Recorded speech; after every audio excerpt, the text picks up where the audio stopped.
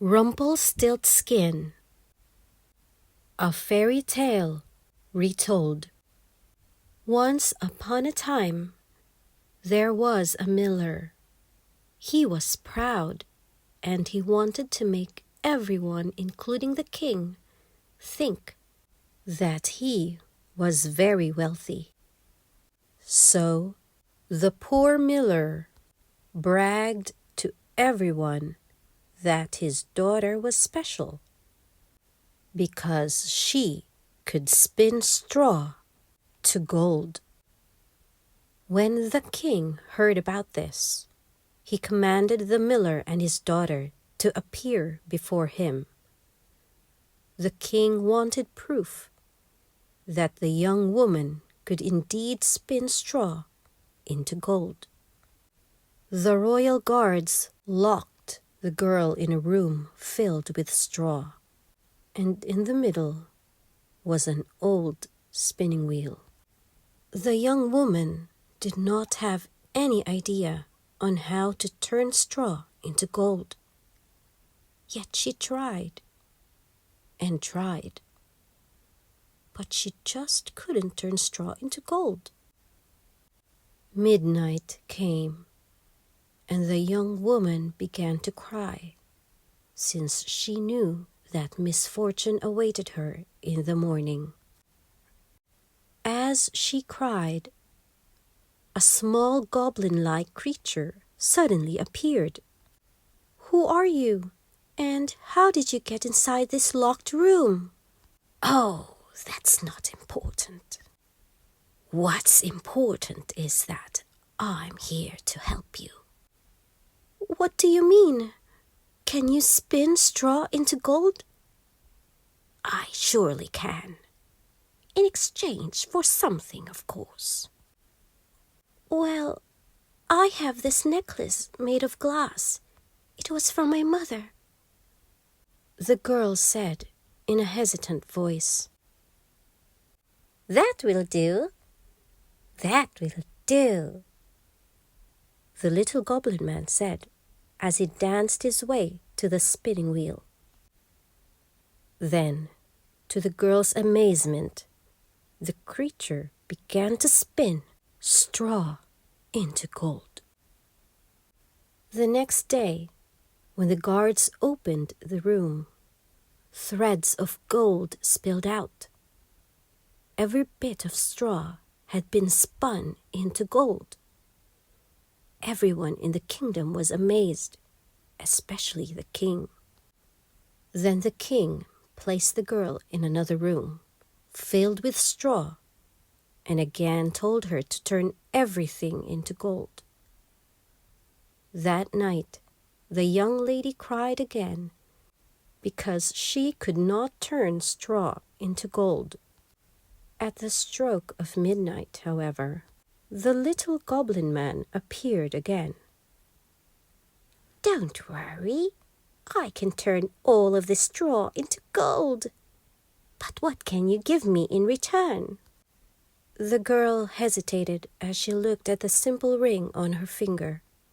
It was a family heirloom that she did not want to part with, but she had no choice. With a heavy heart, she decided, "All right, I will give you this ring." Fine. Now I will get on with making all of this straw into sparkling gold," the goblin said in a high voice as he skipped to the spinning wheel.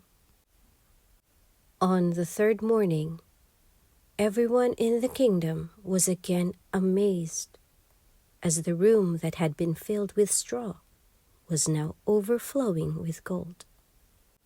The king then brought the young woman to an even bigger room that was again full of straw.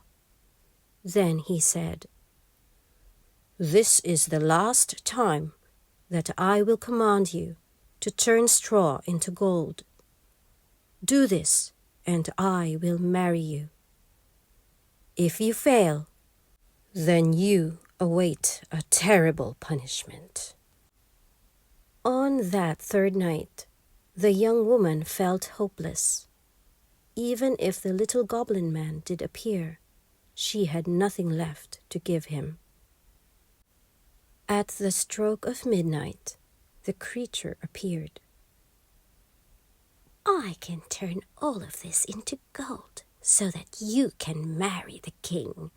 So, what can you give me in return?"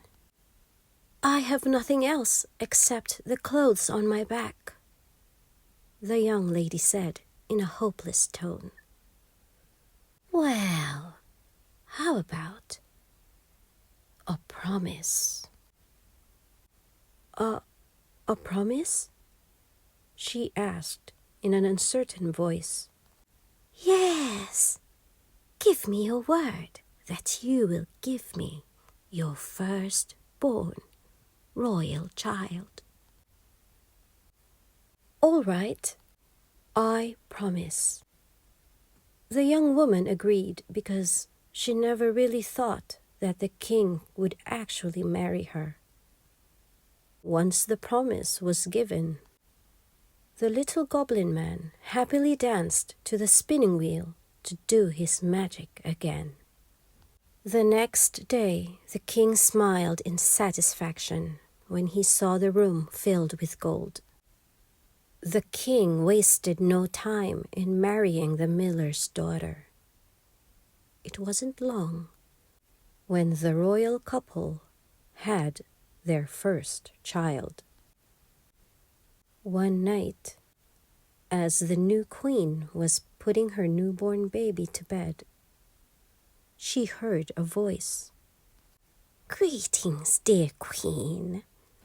I hope you had not forgotten your promise." "Oh, it is you. Of course I remember. But instead of my child, let me give you riches or treasures from this kingdom." "Oh no, a promise is a promise. The child is what I want." The queen tried to convince him again to take something else because she loved her child. Finally, the imp said, "Fine, let's play a game then. If you win, I will not take your child." "What is this game?" "Well, all you have to do is guess my name. You have 3 days. Each day you will have 3 guesses. Now, start guessing." The queen had no choice but to guess. However, all 3 of her guesses were wrong. The second day came, and the queen commanded her servants to search the kingdom for the creature and its name. When the imp appeared, the queen gave him her best guesses. But all of these were wrong, and the creature happily skipped away. The queen could not sleep as the 3rd day approached, so she wandered into the forest, hoping to find some magical creatures that could help her.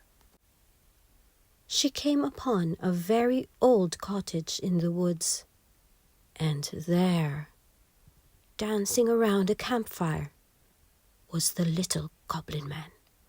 He was happily skipping around the fire and singing a tune.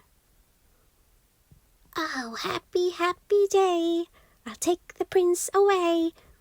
For no one knows my secret, even the lovely queen. They will never guess that I am Rumpelstiltskin." The queen, hidden in the bushes, was both surprised and relieved. She slowly left as the creature, whose name she now knew, sang the song over and over again. On the last night, when the imp appeared, the queen pretended to be worried. When she was asked to make her first guess on that 3rd night, she said, in a hesitant tone, "Is your name Arthur?" "No," the creature replied happily. "Is it Mordecai?" "No." "One more guess, and the prince is mine," he declared gleefully, confident that the queen would never guess his name. Finally, the queen took a deep breath and said, "Is your name Rumpelstiltskin?" The smile disappeared from the creature's face. It was replaced by disbelief and then anger. The creature screamed, "No! No!" and accused the queen of cheating by asking the fairies about him. But the queen won the game fairly. In his anger, Rumpelstiltskin stomped his feet so hard that the ground opened up. A deep chasm opened, and he fell. The ground closed above him, imprisoning the little goblin man forever. The end.